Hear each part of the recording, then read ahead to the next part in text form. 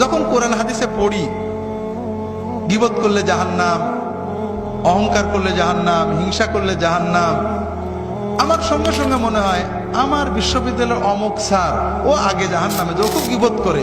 অমুক পীর সাহেব ও আগে জাহান্নামে যাবে, ও খুব হিংসা করে। অমুক মাওলানা সাহেব ওর খুব লোভ, ও সবার আগে জাহান্নামে যাবে। কিন্তু আমি আব্দুল্লাহ জাহাঙ্গীর জাহান্নামে যাবো আমার একবার মনে হয় না। এটা একটা ভালো কোয়ালিটি না খারাপ কোয়ালিটি?